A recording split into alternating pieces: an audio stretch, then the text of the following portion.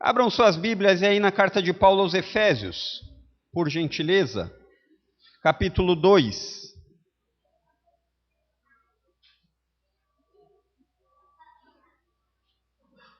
Onde faremos a leitura dos versos de 1 a 10.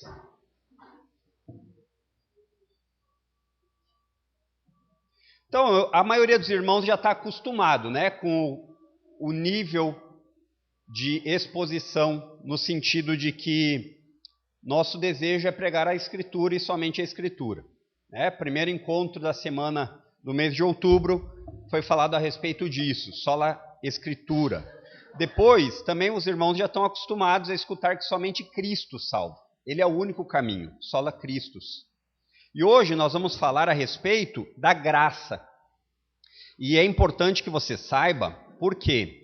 Se você cantou os cânticos e nunca teve algum tipo de exposição àquilo que a Bíblia ensina como graça, você foi cantando e falando, pessoal louco, dizer que eu sou miserável, dizer que eu não mereço nada, porque isso é oposição ao pensamento dos nossos dias. Então, antes de lermos aqui o texto bíblico propriamente dito, eu quero fazer um desafio com você de tradução simultânea, que é, todas as vezes que você escutar graça, traduzir ela pelo conceito do que essa palavra quer dizer na Bíblia. A graça, o conceito dessa palavrinha é favor imerecido. Então, quando você escutar hoje ou ler a respeito de graça, tente traduzir juntamente, rapidinho na sua mente, favor imerecido. Você vai ver por quê, por causa do conceito que nós vamos explicar aqui. Então, acompanhe comigo aí a carta de Paulo aos Efésios, no capítulo 2, dos versos de 1 a 10. Ele diz assim: Ele lhes deu vida, quando vocês estavam mortos em suas transgressões e pecados, nos quais vocês andaram noutro tempo, segundo o curso deste mundo, segundo o príncipe da potestade do ar, do espírito que agora atua nos filhos da desobediência. Entre eles, também nós todos andamos no passado, segundo as inclinações da nossa carne, fazendo a vontade da carne e dos pensamentos, e éramos, por natureza, filhos da ira, como também os demais. Mas Deus, sendo rico em misericórdia, por causa do grande amor com que nos amou, e estando nós mortos em nossas transgressões, nos deu vida juntamente com Cristo. Pela graça, vocês são salvos. E juntamente com ele nos ressuscitou e com ele nos fez assentar nas regiões celestiais em Cristo Jesus. Deus fez isso para mostrar nos tempos vindouros a suprema riqueza da sua graça, em bondade para conosco em Cristo Jesus. Porque pela graça vocês são salvos, mediante a fé. E isto não vem de vocês, é dom de Deus, não de obras, para que ninguém se glorie, pois somos feitura dele, criados em Cristo Jesus para boas obras, as quais Deus de antemão preparou para que andássemos nela.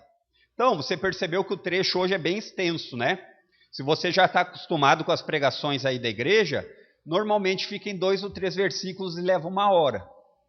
Então, hoje é 10 versículos. Deu para fazer as contas aí? Todo mundo vai almoçar junto, Então, não tem muito problema em relação a isso. Irmãos, o ensino a respeito da graça, ele é cantado e louvado por cristãos de todas as épocas. A maravilhosa graça de Deus, que resgata o pecador, é sem dúvida motivo de alegria. É sem dúvida nenhuma. Nós percebemos isso por toda a Bíblia, esse conceito de graça. E especialmente nas cartas do Novo Testamento você vai perceber isso. O desejo dos cristãos pela graça de Deus. Você vai perceber que quase todas as introduções, os escritores do Novo Testamento, eles falam, a graça de Deus seja com vocês. Você vai perceber isso. E apesar, irmãos, de um equívoco comum que tem hoje em dia, de se dizer que o ensino católico romano não leva a graça de Deus em consideração para a salvação, é ser um pouquinho desleal com os católicos romanos. Mas calma. Não me critique nem me julgue ainda. Muitas vertentes que se denominam cristãs nos nossos dias, que dizem que são cristãs, elas não negam a necessidade da graça ou a existência da graça de Deus. Elas não negam. Mas sabe qual que é o problema? Sola. Somente. A exclusividade da graça. Esse é o ponto que divide as águas. Embora essas denominações, inclusive a Igreja Católica Romana, fale a respeito da graça de Deus, para os reformadores, que é o tema do que nós estamos falando, esse conceito de sola gratia, somente pela graça, era inegociável. A exclusividade da graça, a exclusividade da salvação pela graça. E é isso que diferencia. Para os reformadores que partiram de onde? Qual é o primeiro ponto aprendido? Sola Escritura. Partiram da Bíblia, da Escritura. Ensinar a respeito da graça exclusiva, sola gratia, é inegociável. Porque entender, queridos, que não existe nada que eu ou você possamos contribuir para essa salvação é fundamental. Esse é o ponto da exclusividade da graça. E esse ensino, ele brilha nas Escrituras nesse texto de Paulo. E contando um pouquinho do panorama, do pano de fundo de Paulo, ao que nós sabemos, Paulo ensinou durante 3 anos nessa igreja. Nós vamos encontrar essa informação lá em Atos capítulo 20, verso 31. E Paulo, após ter ficado esse tempo, ele saiu de lá e posteriormente escreveu uma carta a eles. Hoje, se nós fôssemos pensar a respeito de onde estava isso, é na atual Turquia. E eu acho fantástico quando a gente fala disso, porque é para trazer a realidade que o que está escrito na Bíblia é histórico. Não é um conto de fadas. Os locais, as pessoas, tudo isso é real, faz parte da história humana. Então Paulo, ele escreve essa carta aqui, e você vai perceber algo comum na carta de Paulo, nas cartas de Paulo, que normalmente ele fala sobre doutrina fundamental e depois ele bota a doutrina em prática. Então, nos 3 primeiros capítulos, no qual o nosso texto está inserido, Paulo vai falar teologia robusta, ensino fundamental, doutrina fundamental. E depois, nos outros 3, nos 3 últimos, ele vai colocar em prática a doutrina fundamental. Porque conhecimento sem aplicação prática só gera orgulho. E não é esse o objetivo nunca de você conhecer da Bíblia. Então você vai perceber isso, que Paulo, ele vai nos dar motivos de louvar essa maravilhosa graça. Ele vai nos dar pelo menos 4 motivos. E esse é o meu objetivo aqui, você possa entender essa maravilhosa graça. Entender e desfrutar dela, desse favor imerecido. O primeiro ponto aqui que Paulo vai falar a respeito que nós precisamos compreender dessa maravilhosa graça, vai dos versos de 1 a 3. A graça é necessária porque nós estamos mortos. A graça é necessária porque nós estamos mortos. Olha aí comigo os versos de 1 a 3. O verso 1 ele começa dizendo assim: Ele lhes deu vida. Quem é o sujeito aqui que Paulo está falando na frase? Ele está falando de Deus. Deus dá vida ao homem. Então, Deus deu vida. E o contrário de ter vida é morte. E esse ensino Paulo também vai falar na sua carta aos Colossenses, no capítulo 2, verso 13. E aí ele diz: Ele lhes deu vida quando vocês estavam mortos em suas transgressões e pecados. Estar mortos em transgressões e pecados é um estado de alienação de Deus, herdado lá no começo da história em Gênesis 3. Então a ideia de alienar alguma coisa, estar alienado, é não levar em consideração. Então você vê que os filhos pequeninhos, normalmente eles estão alienados às ordens dos pais, né? O pai fala e o filho finge que o pai nem está ali. Ó, filho, faça isso. É isso que significa estar alienado. E nós percebemos aqui nessa porção da carta de Paulo aos Efésios que ele destaca algo muito comum em sua maneira de escrever. O que Paulo faz normalmente? Ele destaca um assunto principal, faz uma digressão, sai do assunto e depois ele volta. Então você percebe que ele começa falando que Deus deu vida, mas ele para de falar sobre a vida e vai falar do contrário do estado de Deus dar vida. Então, os temas desse trecho, você vai perceber conforme nós caminharmos, é vida e morte. O apóstolo diz que Deus deu vida aos seus leitores. E isso já seria suficiente para destacar que é Deus quem faz o ato de trazer pessoas à vida. Sem esse ato de Deus trazer pessoas à vida, pela sua graça, pelo seu favor imerecido, qual é o estado da humanidade? Mortos. Talvez a pergunta que você queira responder, e que é importante, é: mas o que significa estar morto? Esses versos de 1 a 3 vão nos dar pelo menos 3 características do que é estar morto. Em primeiro lugar, aqui no verso 1, estar morto é estar debaixo da condenação de Deus. Estar morto é estar debaixo da condenação de Deus. Por que nós sabemos disso? A morte é o resultado da condenação de uma advertência que Deus fez lá no começo, em Gênesis 2,17, quando ele falou aos primeiros habitantes, nossos pais, os representantes da humanidade, Adão e Eva, sim, seres reais que viveram na história, não é conto de fadas, ele disse: olha, vocês têm aqui um paraíso para desfrutar, mas eu dou uma regra de obediência. Não comam daquele fruto da ciência do bem e do mal. Se vocês fizerem isso, vocês morrerão. A condenação estará sobre vocês. E você percebe que a consequência dessa desobediência que aconteceu, eles comeram, trouxe morte. Ah, mas e é uma morte imediata? É uma morte física, sim, nós passamos a morrer fisicamente. Ela é uma morte espiritual, porque nós nos tornamos alienados de Deus, e ela é uma morte eterna. Quem morre alienado de Deus, permanece alienado de Deus por toda a eternidade. Então, a partir de Adão, estar morto é estar debaixo da condenação de Deus. Demonstrada na morte física, essa ninguém pode negar, mas especialmente na espiritual, que é a vida, que é aqui a morte que Paulo está se referindo nesse texto. E Paulo já destacou esse mesmo ensino em outras cartas, dizendo que o salário do pecado, ou a remuneração devida pelo pecado, é o quê? A morte. É isso que Paulo ensina lá na sua carta aos Romanos. Capítulo 3, verso 23, depois capítulo 6, verso 23. E esse estado de condenação do qual o Paulo está ensinando aqui aos Efésios, ele é universal. Se tem uma coisa que você pode dizer, nós todos compartilhamos, é de uma natureza condenada. Alcança todos.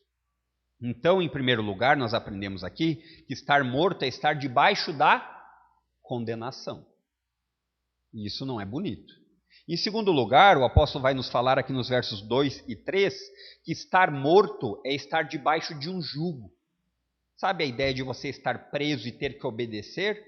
Essa é a ideia do jugo. Então ele diz assim no verso 2, nos quais vocês andaram noutro tempo.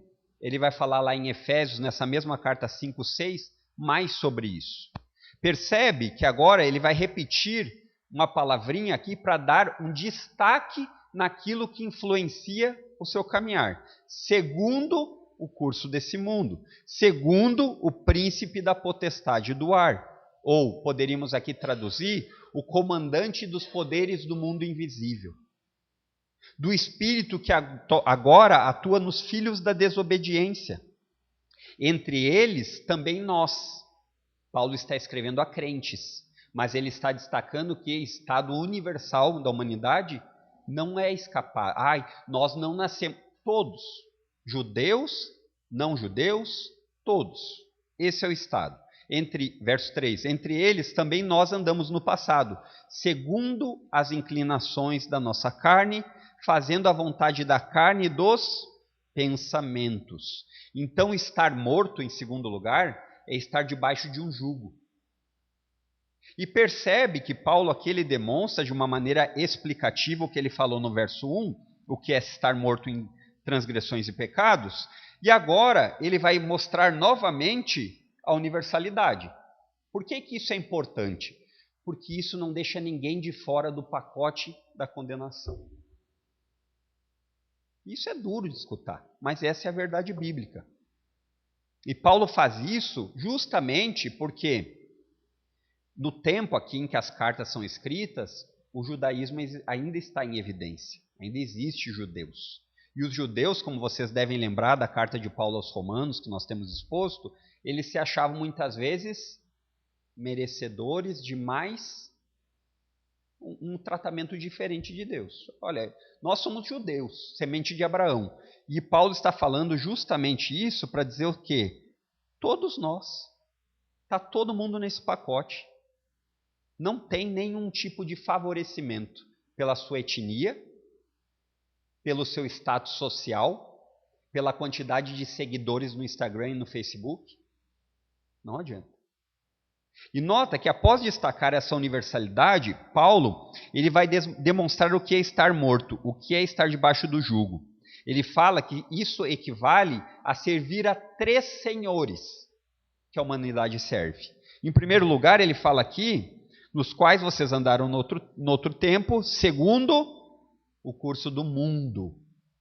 Primeiro senhor no qual a humanidade sem Deus segue, o mundo. E aqui mundo, irmãos, e é importante entender até para você interpretar a Bíblia certo, quando você ler Deus amou o mundo. Mundo aqui está falando em uma humanidade em rebelião contra Deus. Essa é a ideia de mundo.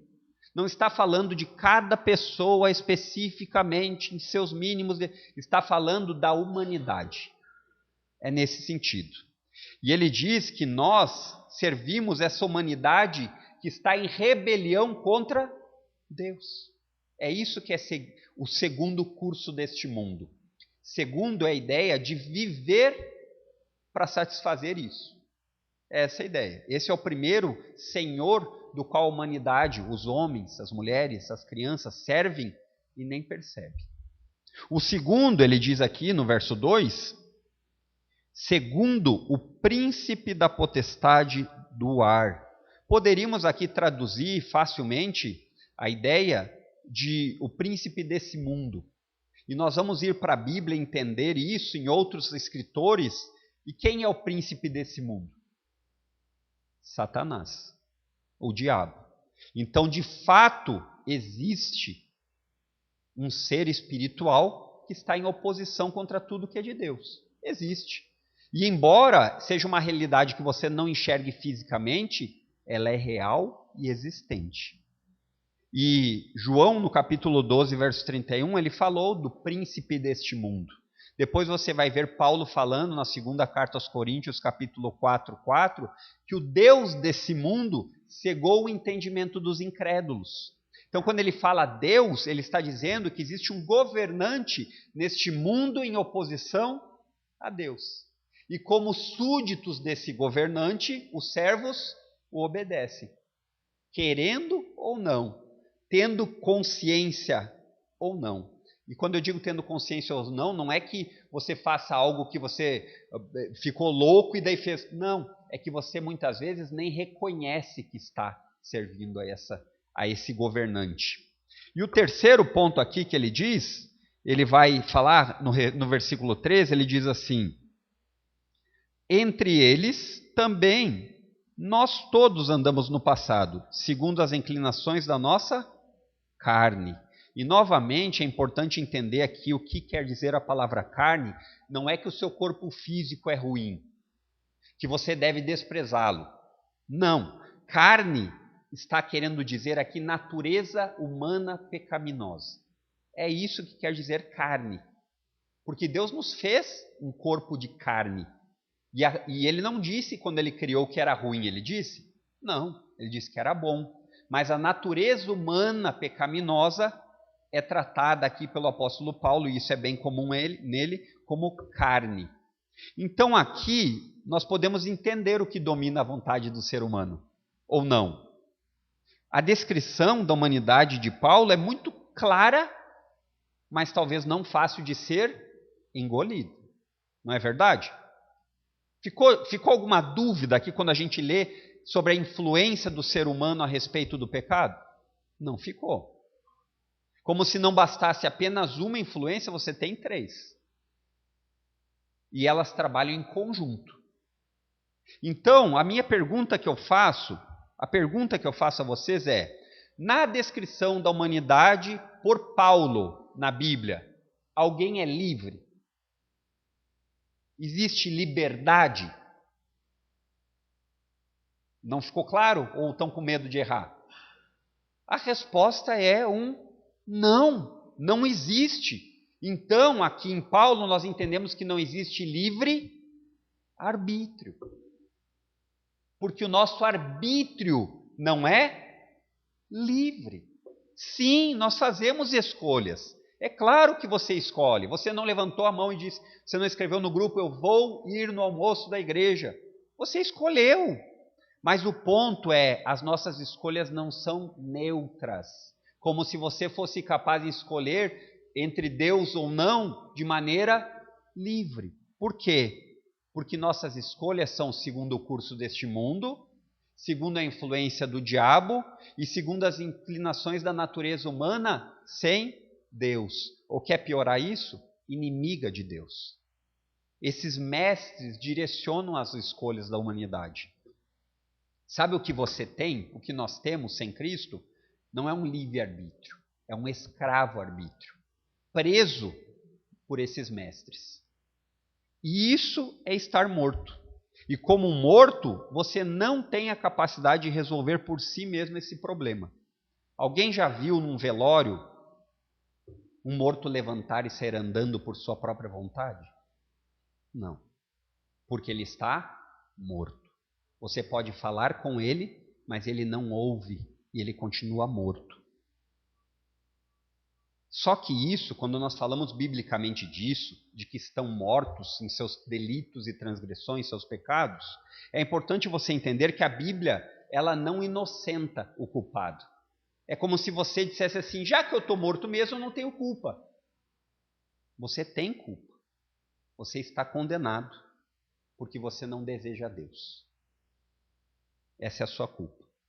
E o interessante que você precisa entender é, sem a graça intervindo em seu favor, sem o favor imerecido de Deus na sua vida, você vai continuar como?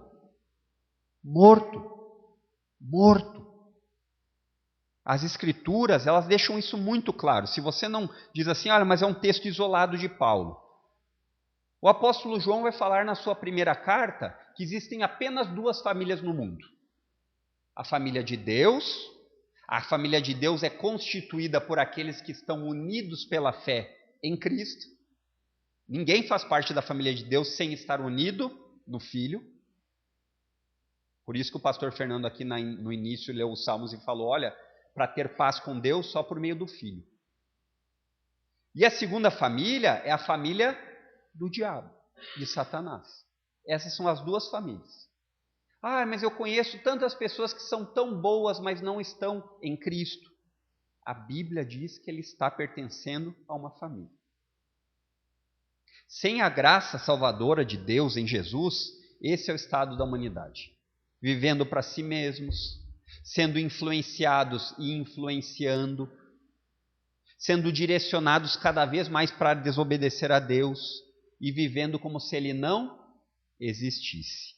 É isso que ele diz aqui no verso 2, quando ele diz, segundo o príncipe da potestade do ar, do espírito que agora atua nos filhos da obediência? Não, o texto bíblico diz nos filhos da desobediência. Esse é o estado normal. E em terceiro lugar, porque não estamos nem no começo, os irmãos escutaram 3 pontos, certo, está no fim. Aqui é apenas a introdução. Ele diz no verso 3, aqui a parte B, entre eles, também nós todos andamos no passado, segundo as inclinações da nossa carne, fazendo a vontade da carne e dos pensamentos. E qual é a conclusão? E éramos, por natureza, filhos da ira. Paulo reafirma, como também todos os demais. Paulo reafirma que o terceiro ponto de estar morto é o equivalente a dizer que aqueles que estão mortos estão debaixo da ira de Deus, do julgamento de Deus. E estar debaixo da ira significa estar debaixo do descontentamento santo de Deus por causa do pecado. Então, seria o equivalente a dizer filhos de uma ira santa. Porque a ira de Deus não é como a nossa ira, que muitas vezes é injustificada, né? Nós nos iramos muitas vezes quando alguém fura a frente da fila. Com Deus não é assim. Deus não é como uma criancinha mimada que ele fica irado. Não. É por causa que o pecado é uma ofensa contra Deus.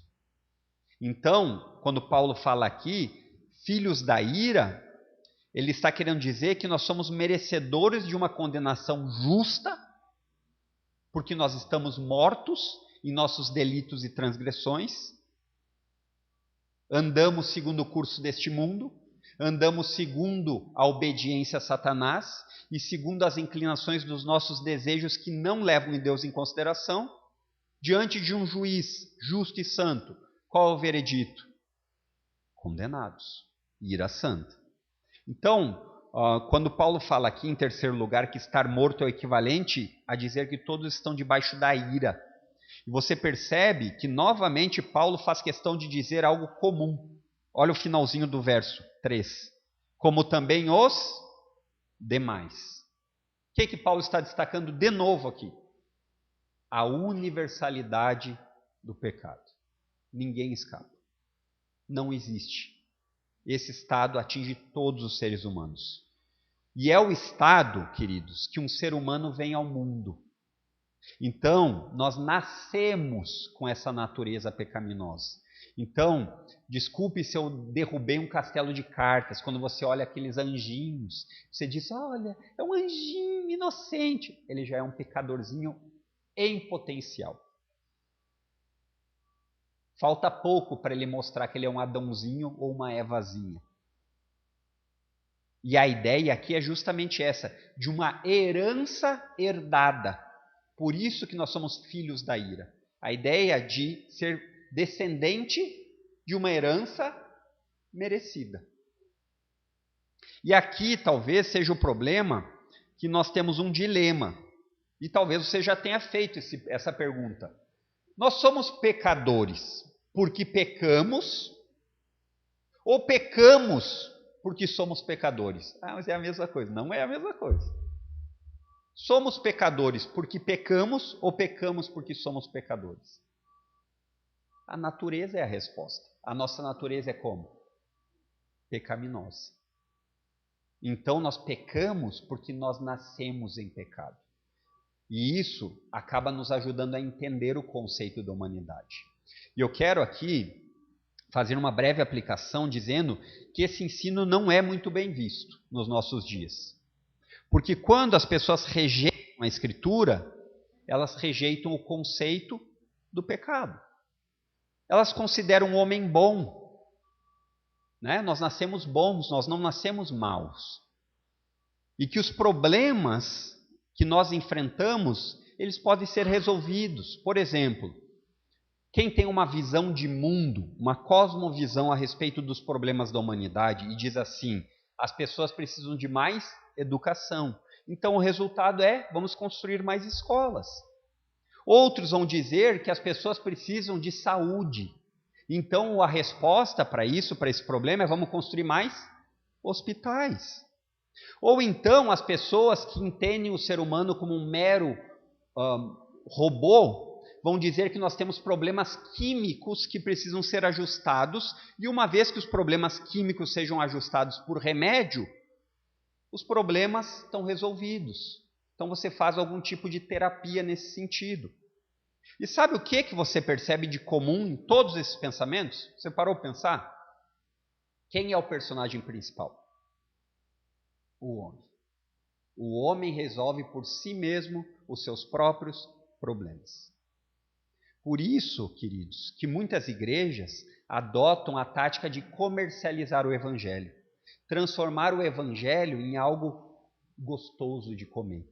Você imagina uma igreja que fica escrevendo, cantando músicas juntos. A graça resgatou miserável como eu. Isso não é bem visto. Você dizer que o homem está perdido, morto, e que não há nada de bom que ele possa fazer para alcançar favor de Deus, isso não é bem visto. Então, por isso que essas igrejas, ao tentar comercializar o evangelho, deixando ele mais atrativo para os seus clientes, né? Então você vê que existem igrejas que vão colocar o nome assim, show da fé, né? O próprio nome já vai dizer muita coisa. Então, também você vai perceber igrejas que pregam sobre o evangelho da autoestima. Então, o que nós precisamos é fazer com que o ego das pessoas seja massageado, para que dessa forma eles se sintam bem. Já basta os problemas que eles têm aí no mundo aí fora, é verdade. Então, aqui dentro eles têm que escutar coisas boas, só coisas boas. Eu fico pensando nos escritores, né? Tiago, quando escreveu sua carta, a igreja dele ia ter 3 membros. Ele, a esposa e o filho. Ou então o evangelho da prosperidade, que é aquele evangelho que diz, é aqui e agora. Quem não gosta disso? Ou então, agora, talvez a mais nova moda é o coach evangélico, né? Se não bastasse, pode piorar. O ponto é que sem a graça de Deus, o maior problema nunca vai ser resolvido, que não é de saúde. A saúde é importante. Não é de educação, é importante, mas o que eu estou falando é o pior problema, que é a inimizade contra Deus. Esse é o pior problema da humanidade. Como o apóstolo ensinou e afirmou aqui, nós estamos mortos sem a graça de Deus. E eu quero que você grave, para nós irmos para o segundo ponto aqui a respeito da graça, que um morto, ele não produz vida própria. Ele apenas apodrece. Esse é o estado da humanidade sem Deus. Ela cada vez fica pior. Ah, mas nós temos visto tantas invenções. Diante de Deus, isso não vale nada. O que nos leva ao segundo ponto. Em primeiro lugar, a graça é necessária porque nós estamos mortos. Em segundo lugar, a graça é vista na demonstração do agir de Deus em nosso favor. Versos 4 a 7, ele diz assim: mas Deus, sendo rico em misericórdia, ele vai também escrever a Tito, no capítulo 3, verso 5, sobre isso. O apóstolo Pedro, na sua primeira carta, no capítulo 1, 3, também fala sobre isso. Mas Deus, sendo rico em misericórdia, por causa do grande amor que nos amou, e baseado em quê? Sem méritos, sem justiça pessoal nenhuma, nada que eu ou você possamos barganhar. Isso é um grande amor. Porque um amor que retribui alguém que dá coisas em volta, não é um amor genuíno. E aí, verso 5, ele diz: e estando nós mortos em nossas transgressões, que significa incapazes, alienados e desinteressados, nos deu vida, juntamente com Cristo. Pelo favor imerecido vocês são salvos. E juntamente com Ele, a ideia da união espiritual com Cristo, nos ressuscitou e com Ele nos fez assentar nas regiões celestiais com Cristo Jesus. Agora o apóstolo Paulo, ele vai falar propriamente a respeito do favor imerecido, da graça. E vai demonstrar como funciona esse agir. Como funciona a graça de Deus. E ele volta para a explicação que ele abriu lá no verso 1. Ele lhes deu vida. E agora ele vai dizer como Deus dá vida. E ainda bem que a carta não termina aqui no verso 3. Né? Porque se terminasse no verso 3, nós diríamos: estão perdidos. No entanto, o verso 4 começa aqui com uma conjunção adversativa, aulinha de português, né? É importante estudar português para entender o texto com qualidade. Ele diz: mas. Uma palavrinha nunca foi tão bem-vinda como essa. Agora o apóstolo Paulo vai falar numa virada de jogo. Vocês estavam mortos. Por culpa de vocês e por vocês mesmos continuarão mortos. Mas Deus não deixou assim. Ele virou o jogo. Agora ele vai falar a respeito do caráter imutável de Deus. E no caráter imutável de Deus, ele começa falando que ele é rico em misericórdia. Enquanto a graça é Deus dar aquilo que você não merece. A misericórdia é o contrário. É Deus não lhe dar o que você merece. Entendeu? Você merece condenação e juízo. Mas Deus, que é rico em misericórdia, faz diferente. E ele resolve aqui, segundo o verso 3 nos diz, nos dar vida por meio do Filho. Verso 5, estando nós mortos em nossas transgressões, o que Deus fez? Nos deu vida. Juntamente com Cristo.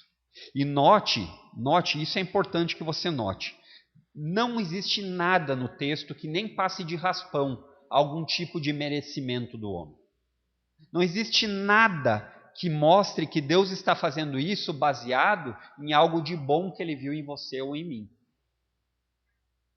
Esse ato todo começa em Deus. Ele fez isso por causa dele. Ele é rico em misericórdia. A iniciativa é toda de Deus. A salvação não existe nada que os seres humanos possam contribuir a não ser não tê-lo. E o verso 5, eles nos diz, olha o que diz o verso 5. Estando nós mortos em nossas transgressões. O verso 5 nos deixa claro que se Deus não quisesse salvar a ninguém, Deus seria injusto? O que vocês acham? Como seria a sua resposta? Deus não quis salvar ninguém na humanidade. Ele seria injusto? Não, porque nós estamos mortos, perdidos em nossos próprios pecados. E isso é importante que você entenda. E novamente Paulo faz uma extensão mostrando que isso está em toda a humanidade. Por que eu faço isso e sou repetitivo? Porque a Bíblia é repetitiva em ficar afirmando isso. É como se nós precisássemos todo dia ser relembrados. Que não existe ninguém que possa chegar diante de Deus e dizer assim, olha, eu mereço ser salvo. Sem a graça você está perdido. E Paulo faz questão de dizer como Deus faz isso. Olha entre o finalzinho do verso 5 e do 6, ele diz, nos deu vida juntamente com Cristo, pelo favor imerecido, vocês são salvos. Ficou claro? Ficou, né? E note que ele vai falar como essa graça opera na prática, usando 2 vezes a palavrinha juntamente. Acompanhe de novo comigo aí o verso. Ele diz no verso 5: estando nós mortos em nossas transgressões, nos deu vida como? Juntamente com Cristo. E depois ele continua no verso 6 e diz, e juntamente com Cristo ele nos fez ressuscitar. Então, é importante você entender que a graça é visualmente manifestada em Cristo. A graça de Deus, o favor imerecido, ele é visualmente manifesto naquilo que Cristo veio fazer. Então, para você ter vida, você tem que estar unido no Filho. Não existe outro método. Então, em Cristo, a justiça de Deus é satisfeita, o pecado é condenado e o amor de Deus é experimentado.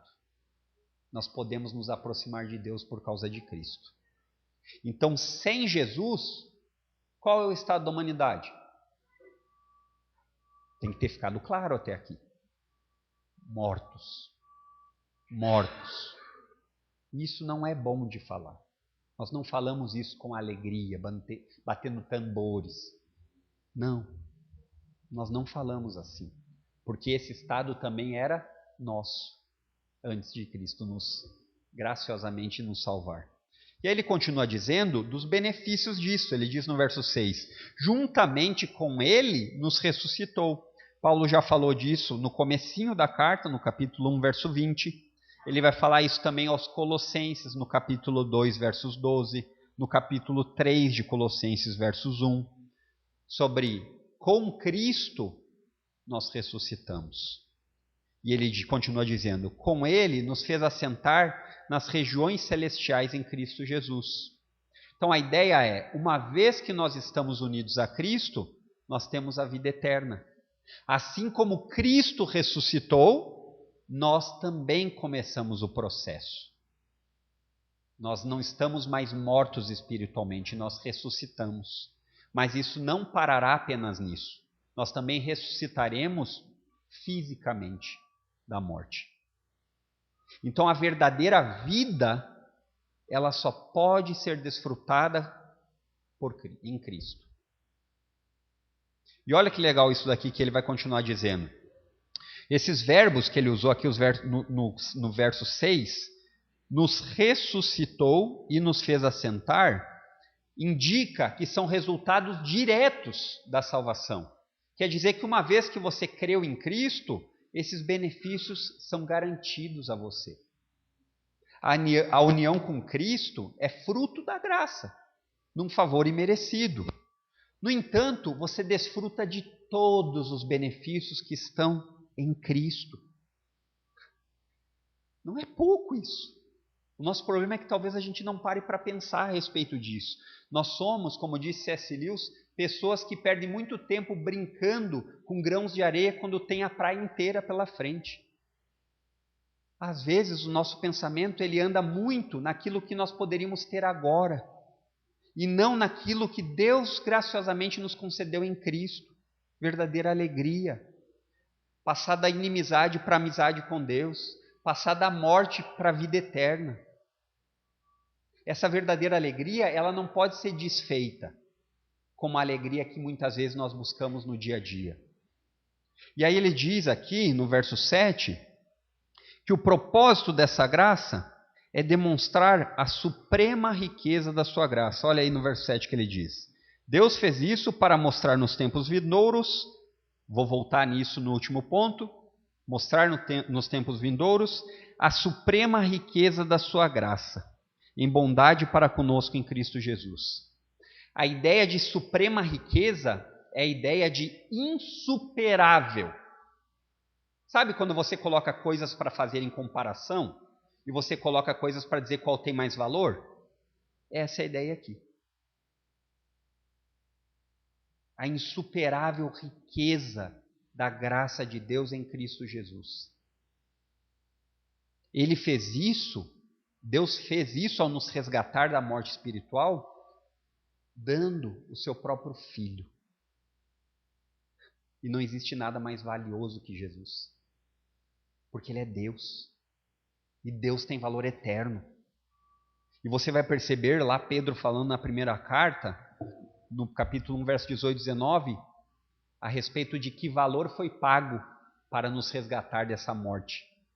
Ele diz o sangue precioso de Cristo. Não foi com prata, não foi com ouro, não foi com nada perecível desse mundo, por melhor que seja, mas algo que é insuperável. E quando você entende isso, que não pode ser comparado ou comprado, porque parte do próprio Deus, quando você entende que o justo morre no lugar dos injustos, que o único inocente morre no lugar dos culpados, quando você entende isso, que Deus não seria injusto em nos condenar, quando você entende isso, que é favor imerecido, a sua perspectiva de mundo começa a mudar. Você começa a olhar as coisas e você não começa mais a olhar disso e dizer assim, mas Deus não é favorável a mim. Né? Quando você vê alguma pessoa mais próspera que você, quando você vê coisas que acontecem na sua vida, sabe por quê? Porque por merecimento, todos nós merecíamos estar no inferno. É duro de escutar, mas eu já me convenci com isso de tantas vezes que eu li na Bíblia essa informação. Só que olha que como Deus é gracioso realmente, como tem favor imerecido. Não foi isso que Ele fez. Ele quis salvar pecadores. E o resultado dessa salvação é graça, favor imerecido. E todas essas bênçãos, elas não podem ser adquiridas à parte do Filho. Quando você crê naquilo que Jesus fez na cruz, no lugar de pecadores, no seu lugar, imediatamente os benefícios da sua união a Ele começam a ser desfrutados. Começa aqui e não termina mais. Vale por toda a eternidade. Então, queridos, em primeiro lugar, a graça é necessária porque estamos mortos. Em segundo lugar, a graça é vista na demonstração de Deus em nosso favor. E em terceiro lugar, versos 8 e 9, a graça é indispensável por causa da nossa incapacidade. Olha o que diz o texto aqui no verso 8. Porque pela graça vocês são salvos. Romanos 3:24 e Efésios 2:5 também diz isso. Mediante a fé. E isso não vem de vocês, é dom de Deus, não de obras. Segunda de Paulo a Timóteo, capítulo 1, verso 9. Para que ninguém se glorie. Você percebe que o fluxo vai ficando muito fácil de entender? Ele é difícil de engolir, mas é fácil de entender. Paulo afirma novamente de que maneira os seres humanos são trazidos à vida. Ou então, em outras palavras, de que maneira os seres humanos são salvos. Sim, você precisa ser salvo. Se você não for salvo, você perecerá eternamente. Então ele diz, pelo favor imerecido de Deus, verso 8. Pela graça. E note que Paulo aqui ele deixa claro que Deus usa um meio para isso acontecer. Porque pela graça vocês são salvos por meio da fé. Esse é o agente da graça. Esse é aquele que move a graça para ela acontecer em nosso favor. E quando ele diz aqui, isto não vem de vocês, ele está se referindo a toda a afirmação. A salvação não vem de vocês, e nem mesmo, sabe o que vem de vocês? A própria fé. Humilhante, né? Nem a fé não é minha? Não, não é. Ela é dom de Deus. Ela é um presente imerecido de Deus. Sabe por quê? Para que você não se glorie. Eu tenho uma grande fé. A minha fé é melhor para que você não se glorie. E aí ele diz, interessantemente, quando ele diz a palavrinha dom, a ideia de presente, é algo que quem está dando, dá porque ele quer.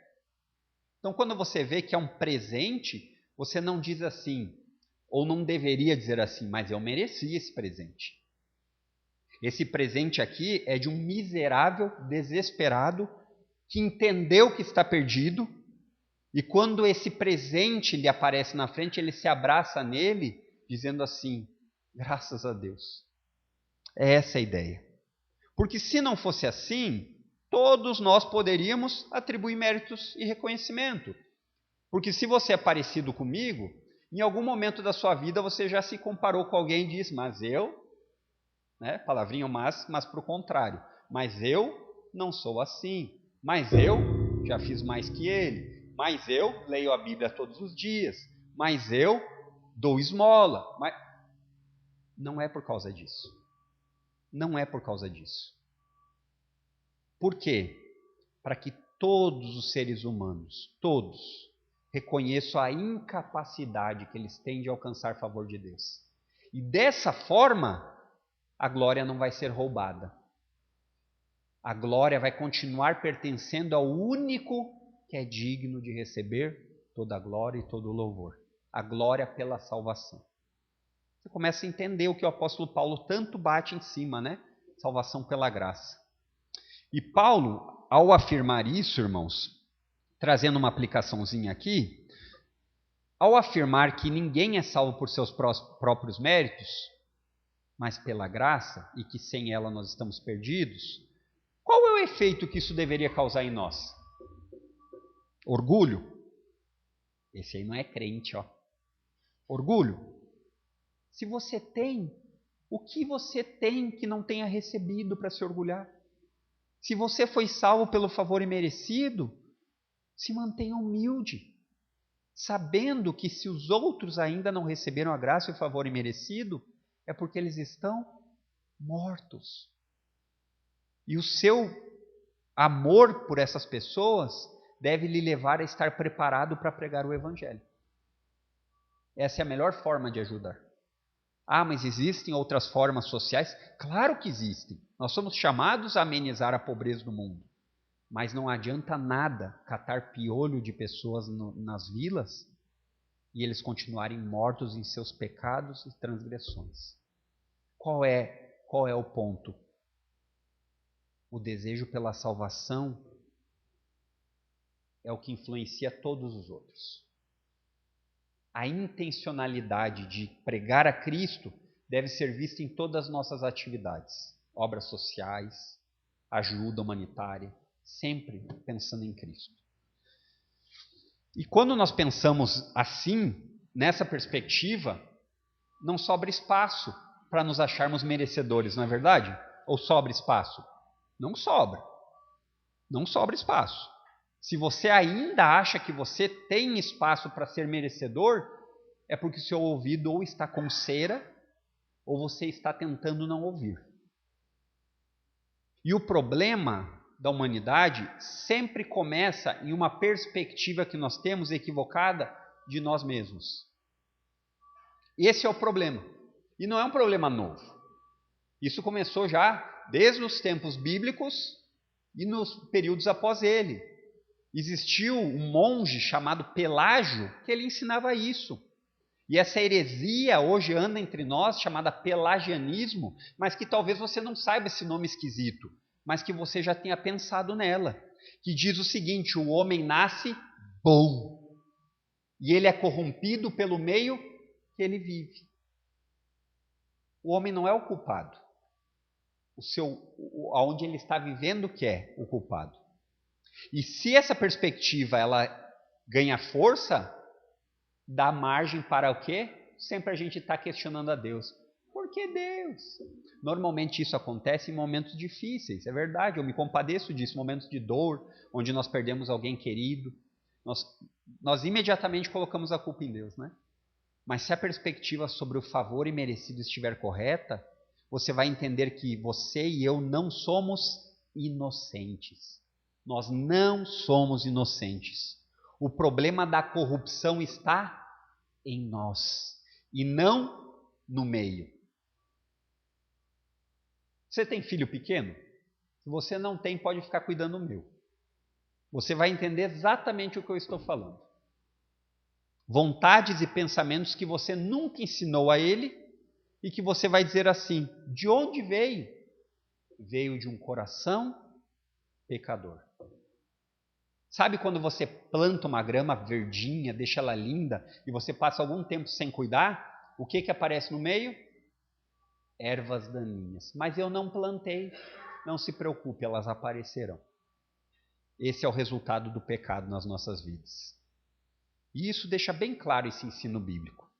Claro, irmãos, o pastor Adriano é um alienado, claro que existem diversas situações, vários fatores que influenciam. É verdade que existem circunstâncias no nosso meio que elas potencializam mais as coisas que nós vivemos. Mas o problema, que você precisa entender de uma vez por todas, é que está na raiz do problema. E a Bíblia fala que a raiz do problema é o nosso coração. E a Bíblia usa a ideia de coração como sede dos desejos. É isso que ela fala, de maneira figurada. Que o coração é do coração que procedem os maus desejos, o homicídio, o adultério. É do coração que vem o engano, porque mais enganoso do que tudo é o coração dos homens. Então, esse é o ponto. Certo? E uma vez que entenda que esse é o ponto e que nós somos incapazes de nos salvar, nós precisamos de um favor externo, de um favor imerecido de Deus. E isso só pode ser encontrado em Cristo. Certo? Em primeiro lugar, a graça é necessária porque nós estamos mortos. Em segundo lugar, a graça é vista no agir de Deus em nosso favor. Em terceiro lugar, a graça é indispensável por causa de nossa incapacidade. O que nos leva ao último ponto, verso 10. A graça tem um propósito de uma vida que glorifica a Deus. É o que nós poderíamos chamar aqui de santidade prática. Então olha o que diz o verso 10. Pois somos feitura dele, criados em Cristo Jesus para as boas obras, as quais Deus de antemão preparou para que andássemos nelas. O mesmo ensino lá de Romanos capítulo 8, verso 29. Então você percebe que o apóstolo introduziu no verso 7, olha o que ele introduziu no verso 7, volte lá. Deus fez isso, o quê? Salvar pela graça. Deus fez isso para mostrar nos tempos vindouros a suprema riqueza da sua graça em bondade para conosco em Cristo Jesus. Então você percebe que Paulo agora ele vai voltar ao tema do propósito da graça. A graça de Deus, ao salvar pecadores, ela tem um objetivo. Não é salvar só por salvar. É salvar para que esses pecadores que foram salvos se tornem luzeiros nesse mundo em trevas. As nossas boas obras, elas devem ser vistas com o objetivo de Deus ser glorificado. Mateus capítulo 5, verso 16. Aqui nós poderíamos dizer que a graça nos salva com o propósito de nós sermos testemunhos daquilo que Deus fez em nosso favor imerecido e da maneira que agora nós vivemos por causa disso. Essa é a ideia. O apóstolo Paulo fala aqui nesse verso 10, dizendo, somos feitura dele. Uma outra tradução possível aqui é, somos a obra-prima de Deus. Você já parou para pensar o que é uma obra-prima? Esse conceito de obra-prima, ele está relacionado com a melhor obra de um artista. É isso que ele diz. Só que ele continua dizendo que isso não acontece à parte de Jesus. Olha o que ele continua dizendo no verso 10. Somos feitura dele, criados em Cristo Jesus. A ideia é que a união com Cristo, que nos tira da morte para a vida, ela é uma nova criação. É isso que o apóstolo João vai ensinar no Evangelho a respeito de um novo nascimento. Aqueles que estão em Cristo, eles nasceram de novo. Não da natureza pecaminosa, mas da graça de Deus. Essa é a ideia. E a graça fez isso com um propósito, com um objetivo, ele diz no verso 10. Somos feitura dele, criados em Cristo Jesus, para nos mantermos inertes, sem fazer nada. Não é isso que Paulo ensina. Ele diz, criados em Cristo Jesus para boas obras. E aí algo muito comum que Paulo faz, e ele vai falar também isso lá em Romanos capítulo 8, verso 29, que Deus fez isso na eternidade passada, quando nada existia, com o objetivo de que no presente a graça dele em nos salvar seja um testemunho visível de uma vida piedosa. Que a nossa maneira de viver demonstre a Deus que nos salvou graciosamente. Isso é espetacular. Você já deve ter entendido que pela graça de Deus, pelo favor imerecido, Deus nos une a Cristo. E como ele nos une a Cristo? Por meio da fé. E como essa fé? É uma confiança que você não deposita mais em si mesmo, mas somente em Jesus. E isso não acontece por seus próprios esforços nem méritos. No entanto, queridos, a salvação bíblica ela é um pacote completo. Você não vai enxergar a Bíblia falando sobre salvação com o desejo de tornar pessoas preguiçosas. Você não vai enxergar a Bíblia falando de pessoas que foram salvas e viveram como postes, parados, sem progressão, sem viver de uma maneira ativa no mundo. Você não vai enxergar isso. Mas você vai ver a Bíblia com frequência falando que nós somos salvos pela graça para as boas obras. Não por elas, mas para fazermos elas. Por quê?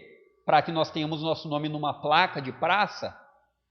Não, mas para que Deus seja glorificado. Esse é o objetivo. Então, quando você vai estudar na escola, estude, seja o melhor para a glória de Deus. Quando você vai trabalhar, lembre-se que Deus está sempre vendo. Então trabalhe não primeiramente por causa do seu chefe, mas para a glória de Deus. É verdade que quando você vive com essa perspectiva, todos que estão ao seu redor acabam abençoados. Então quando você vai criar filhos, não crie eles para o mundo. Esse é o ditado popular. Ah, mas nós criamos para o mundo. Crie para a glória de Deus. E se você já entendeu isso, você deve entender que essas obras preparadas por Deus de antemão, conforme Paulo fala em Romanos 8, 28 e 29, não trazem equívoco. O que eu quero dizer com isso? Eu escuto muitas pessoas, principalmente no meio evangélico, que dizem, mas quando vocês pregam que é só pela graça, a pessoa vive de qualquer maneira, já que é pela graça, ela pode se esbaldar em desejos, prazeres e fazer de qualquer forma. Isso é um equívoco do ensino da graça. Esse é um erro e uma mentira. Se a salvação é pela graça, então não importa como eu viver. Não. Nós devemos ter uma vida que demonstra a salvação operada em nós. E muitos que se dizem cristãos, na vida prática, demonstram que são ateus, porque a sua vida não mostra Cristo neles. Nós deveríamos sempre ter o foco de que muitos descrentes, a única Bíblia que eles vão ler é a nossa vida aberta. Esse é o ponto. E é interessante que muitos desses cristãos, supostamente cristãos, dando o benefício da dúvida, que se ofendem com doutrinas bíblicas como eleição, predestinação, graça irresistível, que alcança o morto e traz a vida, são aqueles que não se preocupam com o testemunho prático. Interessante isso, né? Aqueles que defendem a graça soberana, eles se preocupam em viver para que Deus seja glorificado.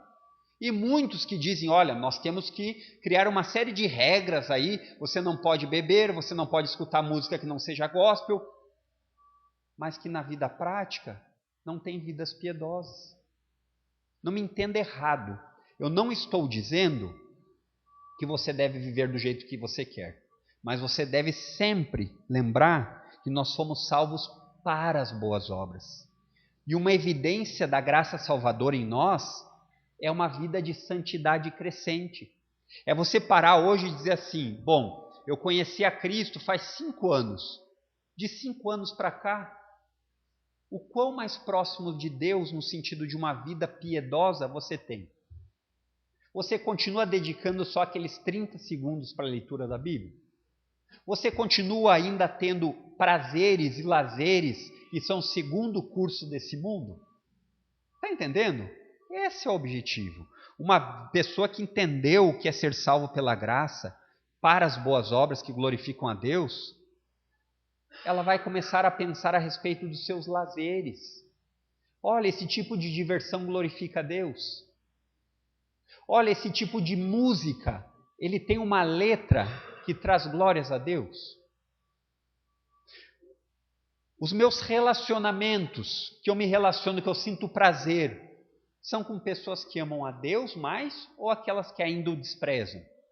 Esses são pontos importantes de autorreflexão, porque isso nos ajudará a ver que nós estamos no caminho certo ou estamos no caminho errado. Eu sempre, a partir de um texto do apóstolo Paulo, eu sempre tive esse pensamento que eu quero compartilhar com os irmãos. Que a graça que trabalha por mim, ela não é uma inércia, não me faz ficar parado, mas de reconhecimento e ação. Então eu faço tudo o que eu posso.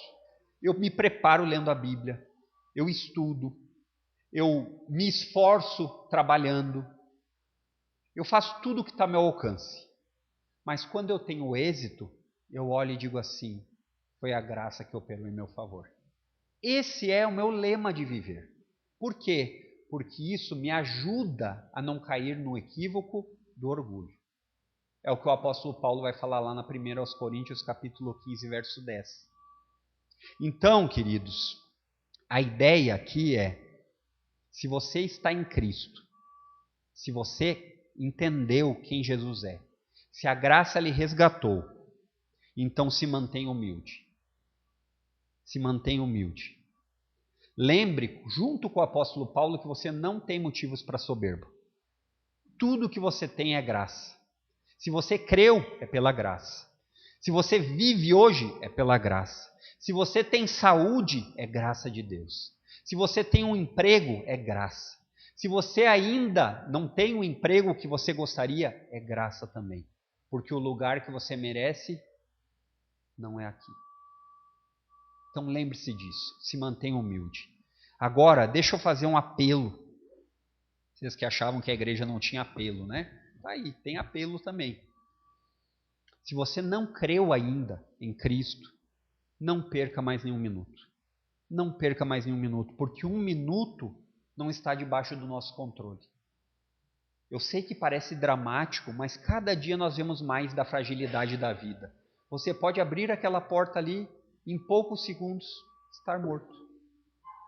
Você não tem domínio sobre a sua própria vida. Então não perca mais nenhum minuto. Saia da morte espiritual para a vida. Como? Clame pela graça de Deus. Creia em Cristo. Creia em Cristo e reconheça que você é um pecador que precisa de salvação. E seja participante dessa maravilhosa graça. Então, queridos, hoje nós vimos a respeito do que Paulo nos ensinou a respeito da maravilhosa graça. Em primeiro lugar, necessária porque nós estamos mortos. Em segundo lugar, ela é vista no agir de Deus em nosso favor.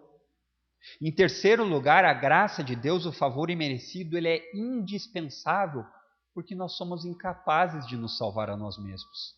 E em quarto lugar, a graça de Deus tem um propósito de uma vida que glorifica a Deus. Vamos orar. Pai querido, obrigado. Obrigado pelo teu favor imerecido, começando na salvação em Cristo Jesus, o motivo maior de alegria. E nos ajuda a encontrar nisso a verdadeira alegria. Nos ajuda pela ação do teu Santo Espírito, cada vez mais te conhecermos por meio da tua palavra, cada vez mais desejarmos ter comunhão contigo. Nos edifica, nos corrige, nos ajuda a ir nos desembaraçando de tudo aquilo que nós acreditávamos como verdade, quando andávamos segundo o curso desse mundo, quando obedecíamos a Satanás, mesmo quando não reconhecíamos isso, e especialmente pela inclinação da nossa própria natureza. Ajuda-nos a cada vez mais desejar te glorificar, seja nas coisas mais simples, como ao nos alimentarmos, seja nas coisas importantes dessa vida, como os relacionamentos, tanto de amizade quanto relacionamentos amorosos. E também, Pai, não nos deixe esquecer que o culto a Ti não termina aqui, mas é uma vida que deseja Te glorificar. Esse é o nosso desejo e oração. Amém.